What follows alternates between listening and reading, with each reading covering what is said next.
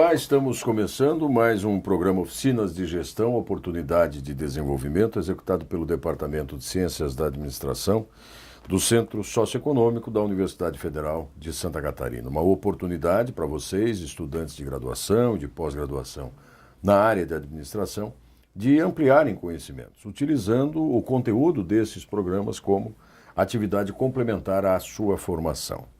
O tema sobre o qual nós vamos conversar hoje é o alto grau de analfabetismo financeiro. O nosso convidado é o Alberto Stringini, está aqui ao meu lado, engenheiro agrônomo formado pela Universidade Federal do Paraná e atualmente vice-presidente de integração da Federação de Associações Empresariais de Santa Catarina, a FACISC. O Alberto trabalhou por 30 anos como diretor da Sadia, uma das maiores empresas de Santa Catarina, do Brasil, com representação e participação em âmbito internacional. E, além disso, também foi presidente da Associação Empresarial do município de Concórdia e também diretor financeiro da mesma FACISC, que é a Federação de Associações Comerciais e Empresariais. Antes de mais nada, muito obrigado, Stringini, por estar aqui conosco, ter aceito o convite, pela disponibilidade de poder participar desse programa, que é voltado exatamente para passar informações sobre um conjunto de tendências, possibilidades, aspectos da vida de formação desses jovens, dessas jovens que nos acompanham. Eu é que agradeço a oportunidade. E vamos começar a conversar sobre esse tema, que aparentemente é novo, é pitoresco, talvez original, eu diria, né? Que é essa expressão que dá título a essa palestra do analfabetismo financeiro. Eu já mencionei aqui, foram 30 anos como diretor da Sadia, quer dizer, e mais uma ampla atuação em entidades do setor empresarial, comercial, enfim. Então, efetivamente tem essa larga experiência na área de gestão. Onde é que surge o seu interesse por esses aspectos relacionados ao analfabetismo ou à educação financeira pessoal e social? Na realidade, a gente teve uma dificuldade grande para estudar. Eu saí com 11 anos de casa, aí do Vale do Rio do Peixe, de Piratuba, e estudei um ano em Joaçaba, um colégio de Irmã Marista, 4 em Caçador, e estudei o científico na época e a faculdade em Curitiba. E me formei em 1968, quer dizer, daqui mais 2 anos vou estar com 50 anos formado. E eu sabia no último ano da faculdade que eu iria trabalhar na Sadia e com avicultura, que não tem nada a ver com agronomia. E é isso que comecei a trabalhar na Sadia 2 de janeiro de 69. E qual foi a minha surpresa? Que no 4º mês de atividade o presidente me chamou e disse: "Guri, vem aqui, pega o avião e vai para os Estados Unidos aprender a criar peru." E eu fui para lá, morei 3 meses e meio. E qual foi a minha primeira grande decepção após a minha formação? É não ter aprendido inglês. Sofri muito por não ter aprendido inglês, porque ninguém me falou durante esse projeto todo de vida que inglês era importante. E eu, como estudante, obviamente, sempre era ao contrário, né? Aí me formei. Trabalhei 30 anos na Sadia, 5 anos em Concórdia, 8 em Chapecó, 8 em Doizinho no Paraná, 6 em São Paulo. Voltei para Concórdia, onde fui diretor de toda a área agropecuária da Sadia. Ao me aposentar, com 57 anos de idade, eu sempre tive um trabalho social, eu sempre me envolvi com a sociedade. Ao visitar minha filha no Paraná, onde morei 8 anos, ela disse: "Papai, leia o livro Pai Rico e Pai Pobre." E eu fiz como a maioria. O que eu quero com esse livro? Mas levei para Concórdia. E ao ler o livro, eu lembro que eu afundava na cadeira e pensava comigo: mas por que eu não li isso quando saí da faculdade? Esse livro e mais 18 livros do mesmo autor, tem para jovem, para aposentado, para investimento. Tem 2 livros, ele e o Donald Trump, que hoje é eleito presidente nos Estados Unidos. Um deles é Nós Queremos Fazer Vocês Ricos, dele e do Donald. E tem mais um. Então tem para que você quiser. E esse livro mudou a minha percepção sobre finanças.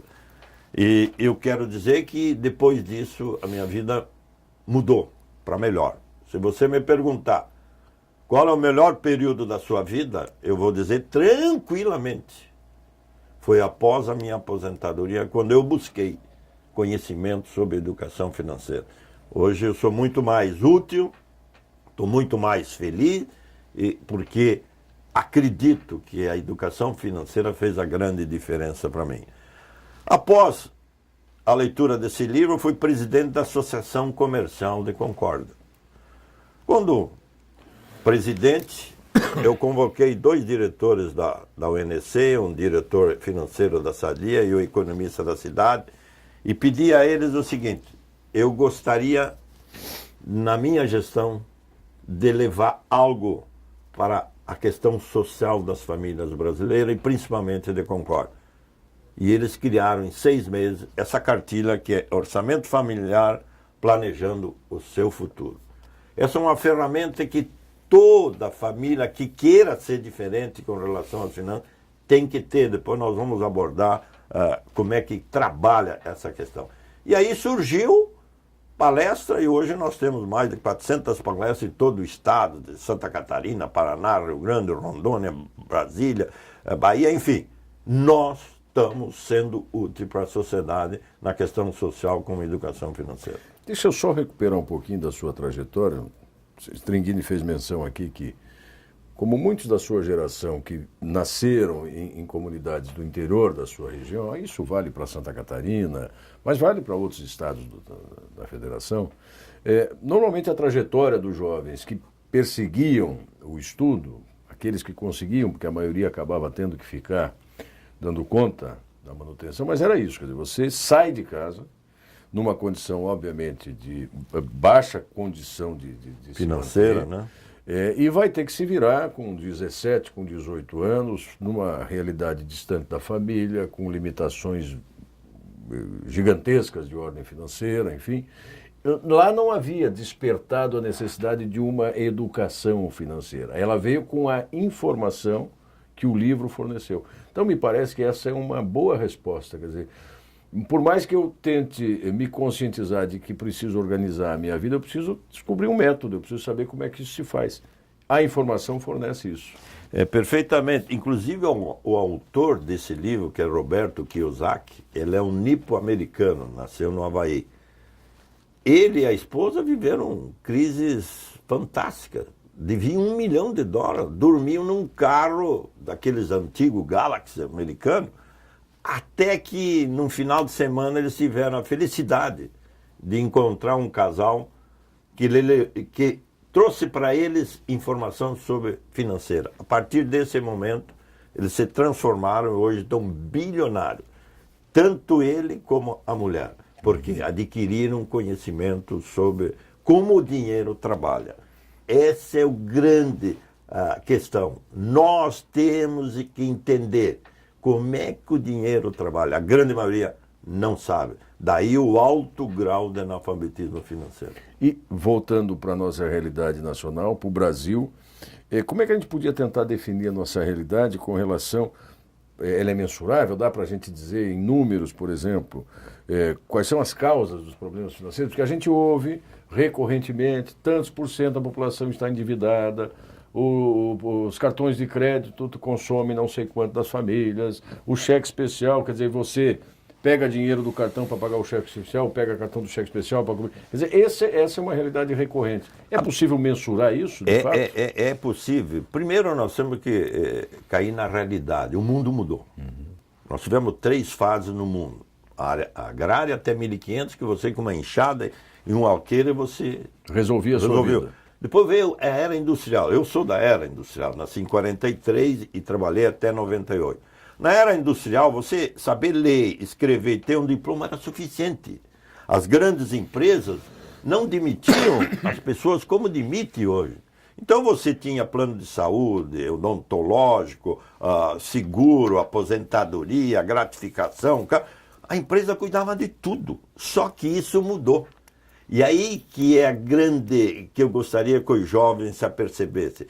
De 2000 para cá, que nós estamos vivendo agora, que era era do conhecimento e da informação. E as pessoas não estão lendo, e é tão verdade que nós temos aquele programa PISA internacional que avalia o desempenho dos alunos até 15 anos em 70 países. Nós somos praticamente os últimos em matemática, ciência e leitura. Nós não lemos um livro em média a população brasileira. E aí o que é mais grave, nós pagamos, nos últimos 12 meses, entre juros de banco, empréstimo, as pessoas físicas, mais de 230 bilhões. Bi. Bi. As pessoas jurídicas, as empresas, pagaram mais 130 bilhões. Nós pagamos 360 bilhões e aí o dinheiro foi embora. Mas aí que entra a grande preocupação minha como gestor e como palestrante sobre educação financeira. Eu sou aposentado. Minha aposentadoria foi reajustada em 10% esse ano, ok? O ano que vem vai ser menor, porque a inflação vai ser menor. A casa própria teve 11% ao ano. Automóvel, 27%. Cheque especial, 324%. E o cartão de crédito? 480%. Esse cartão de crédito, para mim, foi o melhor produto desde que eu me conheço por gente, para quem sabe usar. É uma ferramenta fantástica. Eu viajo para o exterior, viajo para o Nordeste, viajo para Florianópolis. As pessoas não me pedem minha carteira de identidade, elas querem o meu cartão de crédito. Mas pasmem, professor, hoje nós temos 57,7% das famílias brasileiras endividadas. Isso é do Banco Central, de setembro. Tem 10% que já não vai pagar as contas, ok? E sabe onde está o débito? 77,7% está no cartão de crédito a 480. Isso é suicídio. E eu fico triste quando vejo universitários, eu canso de conversar no aeroporto, ou mesmo tenho ido palestrar nas universidades. Os universitários não sabem qual é a taxa de juros de um cartão de crédito. E muitos deles têm 1 ou 2 ou 3 cartões. Isso é suicídio. E o que é lastimável, eu tive essa informação um mês atrás, da FEComércio aqui de Florianópolis, as 2 cidades mais endividadas no país, por incrível que pareça, Curitiba, que eu morei 9 anos, tem 86% das famílias endividadas. Sabe quanto a nossa capital? Aqui, 85%. Por que eu fico triste? Porque são 2 cidades que eu convivi e convivo, e eu entendo que são cidades universitárias, que têm uma gama enorme de estudantes, né? Pessoas cultas. E o que é preocupante, a nossa capital, Florianópolis, 71,4% no cartão de crédito. O que lhe diz isso, professor? É algo, para mim, estarrecedor. E do ponto de vista da economia, quer dizer, o que está girando é um dinheiro de juro, não é um dinheiro de consumo, na verdade. O consumo ele fez lá, o que ele não está dando conta é do... pagou o mínimo, e esse mínimo já virou o máximo. Vira uma bola de neve, e o que as pessoas têm que raciocinar, que a situação nacional é bastante preocupante. Nenhuma empresa pode reajustar o salário acima da inflação.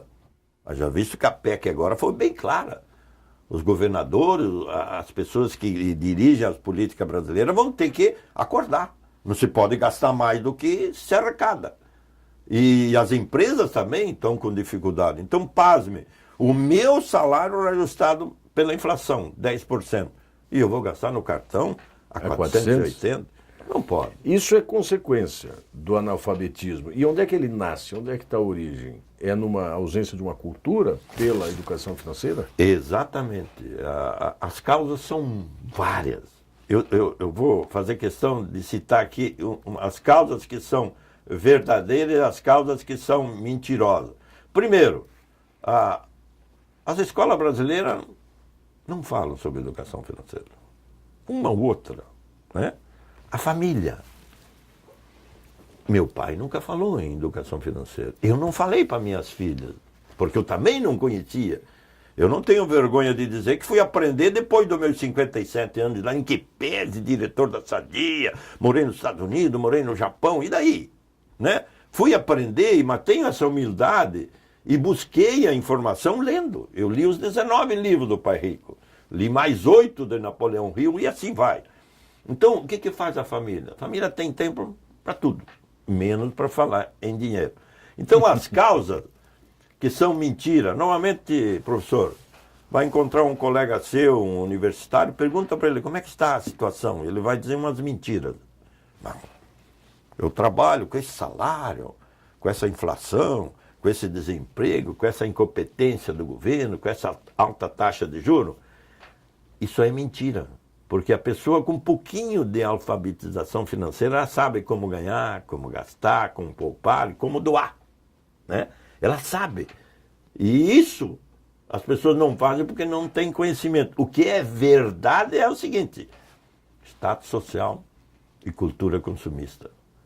Status social, a grande maioria, eu confesso a vocês que Florianópolis e Curitiba me decepcionaram. E eu sei, e eu olho, observo, eu viajo, eu entro em supermercado, em shopping, a gente observa muito status e pouca preocupação com a personalidade e com o caráter. O que é importante para uma pessoa é o que está aqui dentro. Não é a face dele, aquela máscara.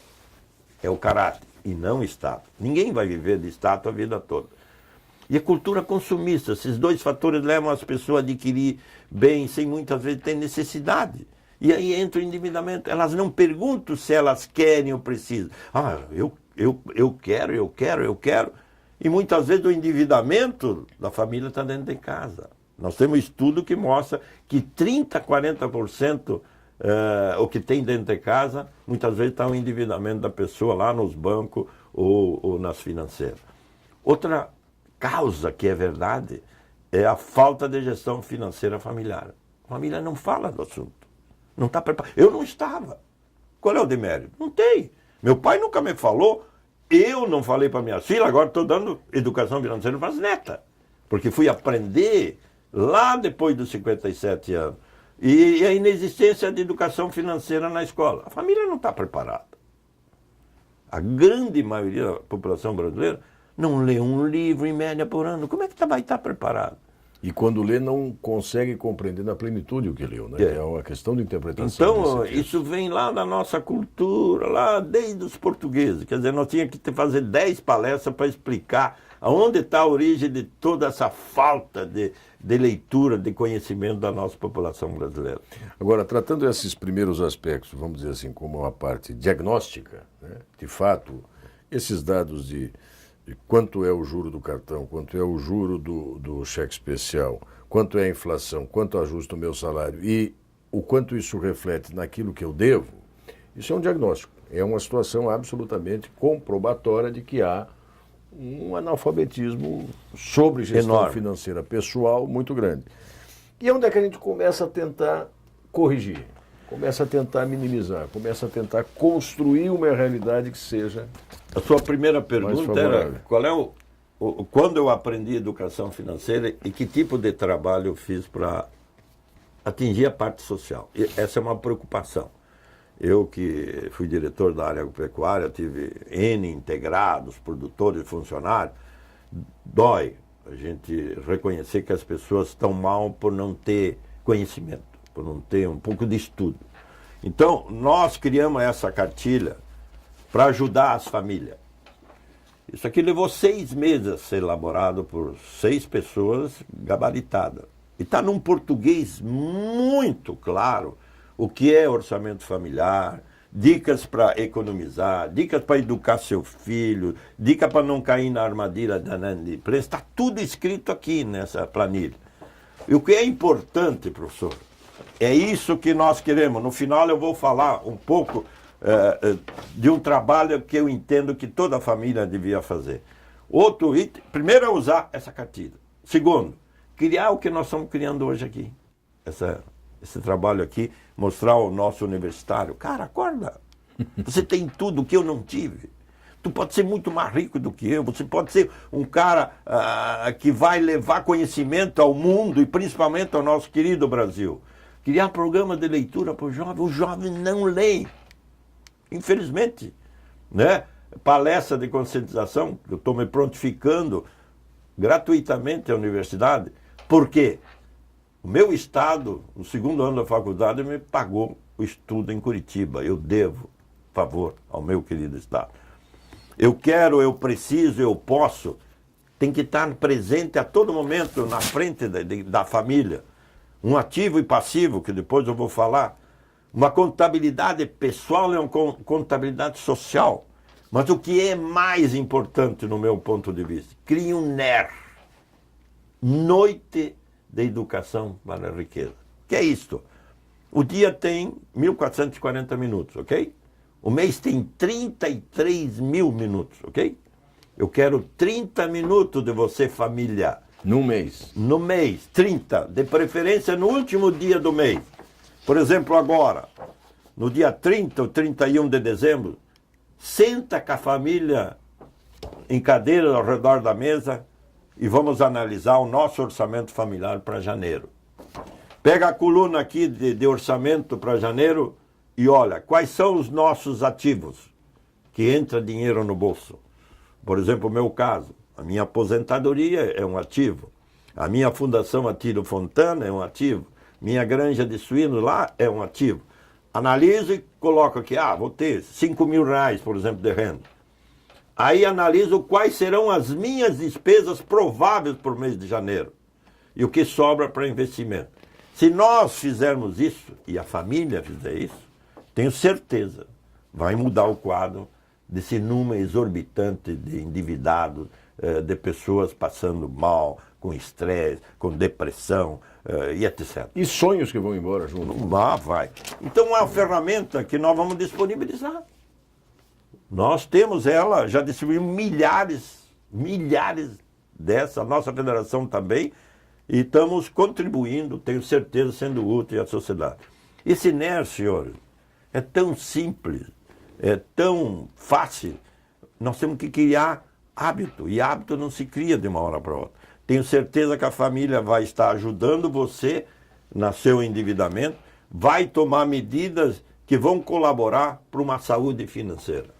Agora, a partir dessa vivência mais recente, com relação a orientar as pessoas a produzir esse material, a fazer essas palestras, o senhor consegue perceber mudanças, diferenças? Tem retorno de feedback extraordinário. E tal, resultados desse trabalho? Eu vou dar um exemplo aqui da nossa Florianópolis.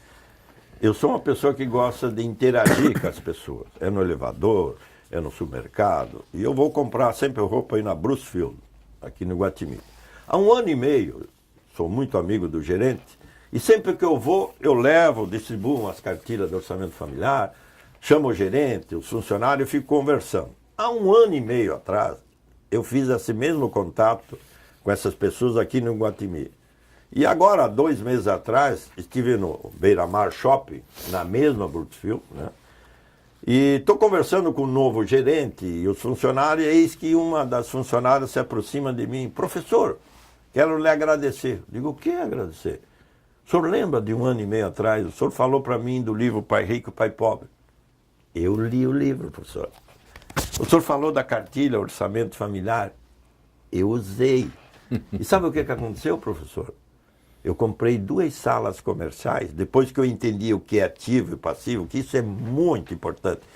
Ativo é todo aquele bem que você tem que entra dinheiro no bolso. Por exemplo, a minha aposentadoria é um ativo, a minha fundação, o seu trabalho é um ativo. E passivo é tudo aquilo que nós temos que sai dinheiro do bolso. Carro é passivo, seu apartamento, casa é passivo. Filho, às vezes, é passivo, né? Gera despesa. E assim vai, o cartão de crédito, cheque especial.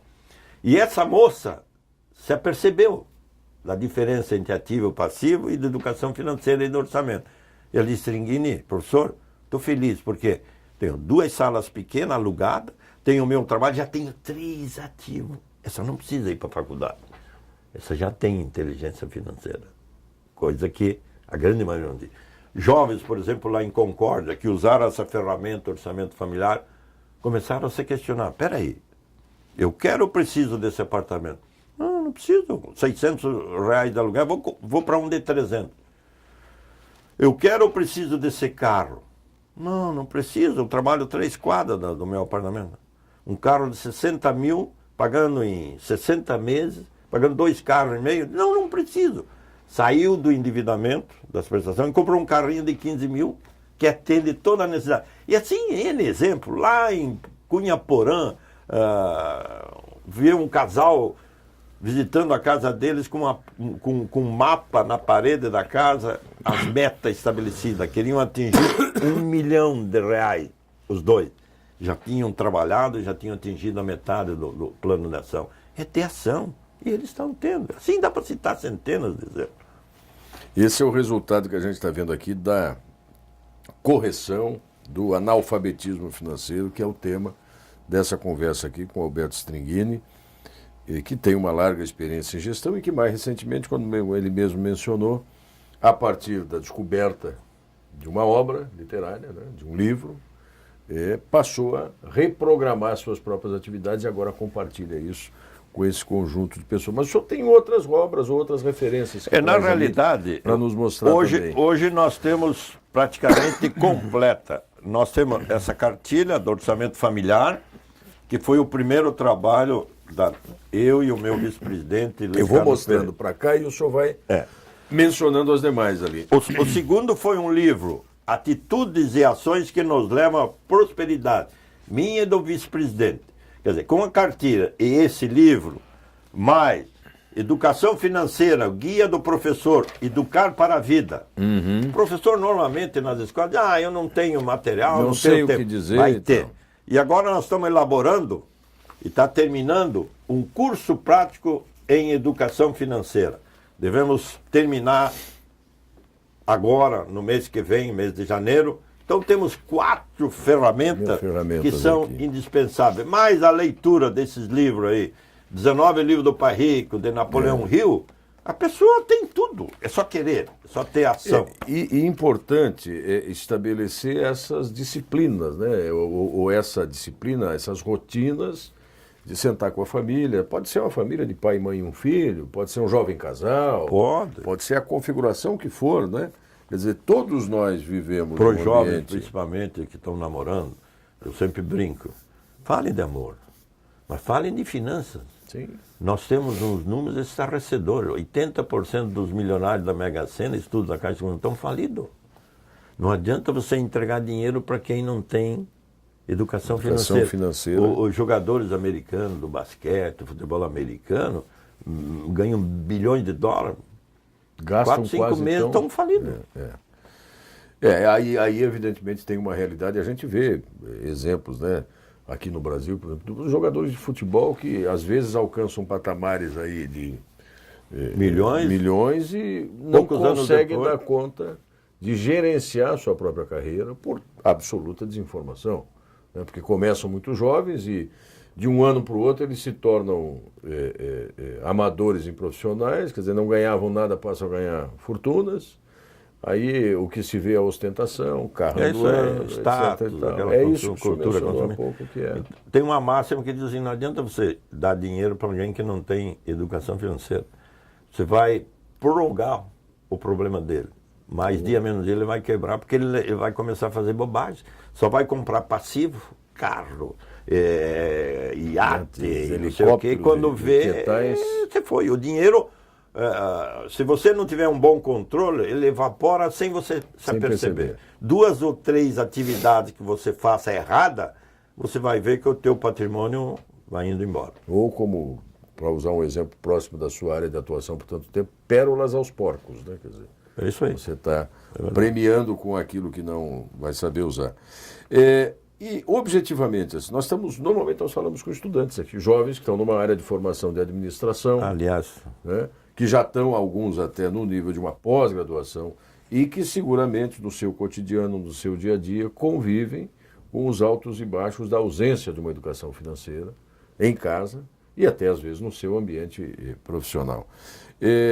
Eu acho que dicas, conselhos, talvez não seria o caso, porque isso depende muito de acesso à informação, que evidentemente eles têm muito mais do que outros, né? Porque estão na universidade, enfim.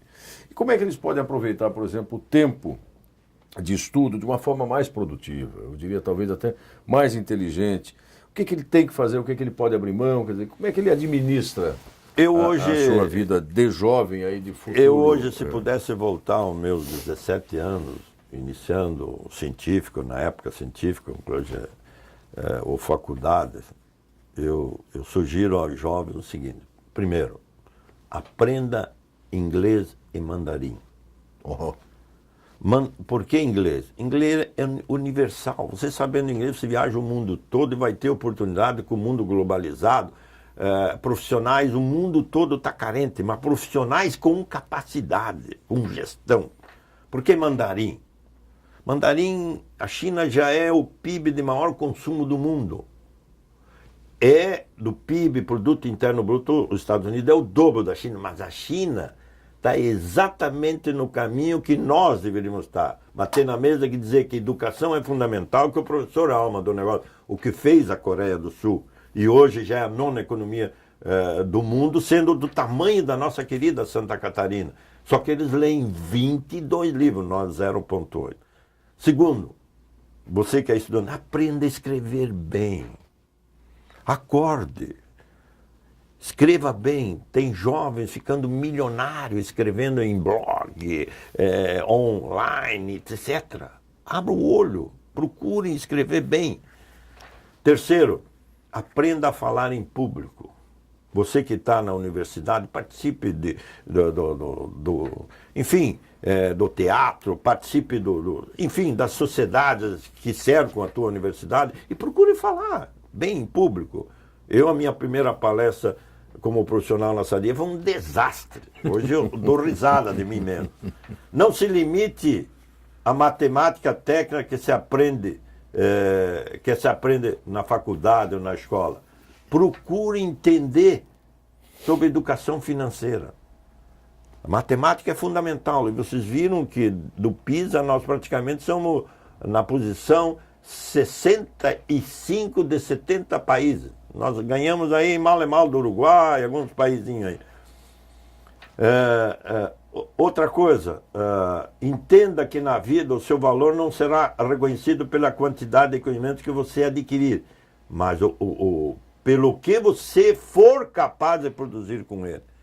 Não adianta você ter conhecimento se você não tiver ação. Tenha ação. Não tenha vergonha do seu sonho. Fale abertamente, quero ser bailarino, e daí? É sonho. Quero ser médico, quero ser advogado, engenheiro agrônomo ou professor. Mas sonhe e fale do seu sonho. Não deixe contaminar pela negatividade dos outros. Se cerque de pessoas que agregam valor. Elimine aquelas pessoas que, porventura, só pensam negativo, só pensam em balada, não lê um livro, você puxa um assunto, ele não está a par, é uma pessoa que não agrega valor. Vá atrás daqueles que agregam valor. Admire as pessoas que vão bem. Admirem as pessoas que estão numa situação financeira boa. Procure saber o que eles fizeram. Eu tenho um exemplo recente do Flávio Augusto da Silva, que é o homem que é o dono do Orlando City Futebol Clube em Orlando. Ele morava na periferia do Rio de Janeiro. Gastava 4 horas por dia de ônibus. Aos 15 começou a vender relógios do Paraguai. Aos 18 montou um curso de inglês. Está bilionário. E hoje ele é dono do Orlando Futebol Clube em Orlando. E ele está escrevendo o livro de geração de valores. Leiam o livro dele, que é justamente para ajudar você, estudante, você empresário. Ele dá umas orientações fantásticas. Eu já li os 2 livros dele. Você que é jovem, está pensando em receber o diploma e trabalhar e gerar emprego, porque o grande destino do nosso brasileiro é nós ter uma profissão e procurar ser empreendedor, de preferência gerando emprego para que esse país saia dessa mesmice que está aí. 3 coisas eu não faria. Primeiro, que eu fiz, não empreste dinheiro. Não interessa para quem. para família, para parente, para amigo, então, nem se fala. Eu emprestei e só me compliquei a vida. E conheço centenas de pessoas. Segundo, não avalize. Ou seja, não assuma o risco de outro, né? Tenho colegas meus em Concórdia, em Chapecó, em Doizinho, em São Paulo, que não podem ter nenhuma televisão no nome dele. Porque avalizaram. Depois que você avaliza, você é corresponsável. Se ele não pagar, eu vou ter que pagar. E aí vem processo, vem advogado. Eu fiz isso, avalizei por um filho que eu não tive, eu e a minha mulher, e complicou a minha vida, gastei algum dinheiro. E outra coisa, o terceiro, quando você tiver um dinheiro disponível, vá ler o livro, entenda o que é ativo, passivo, invista em ativo, pensando no futuro seu. Vai buscar quem é a pessoa que está do outro lado da mesa, que vai receber o teu dinheiro, ou qual é a imobiliária que você vai investir na compra de um ativo, que é uma sala comercial ou de um apartamento. Vai conhecer a imobiliária, vai conhecer quem é quem. Não coloque dinheiro em agiota. Eu fiz isso antes de ter essa instrução, essa educação financeira. Hoje não faço de maneira nenhuma. Então esses três não faça, eu fiz. Mas depois da minha educação financeira, através das leituras, não faço mais.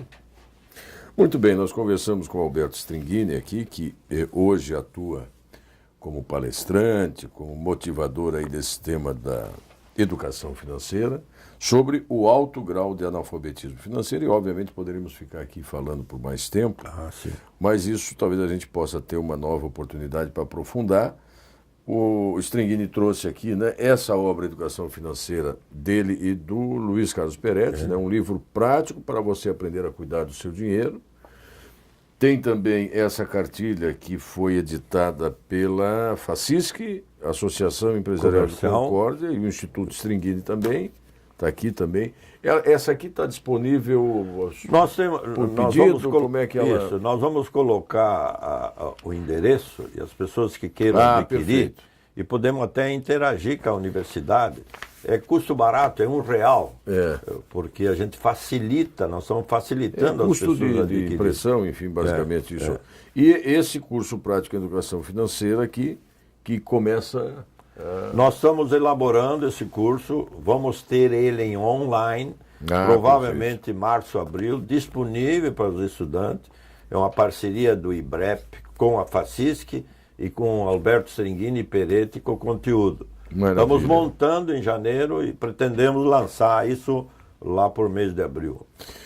Stringini, muito obrigado pela sua participação, pelas informações, pela clareza com que expõe esses aspectos, pela motivação desses jovens, e vamos torcer para ter uma outra oportunidade para trocarmos ideia e eu poder lhe dizer, depois de ter visto a planilha, o que 1 ano e meio depois mudou na minha vida. Eu quero dizer que, professor, a minha satisfação é ser útil. Que bom.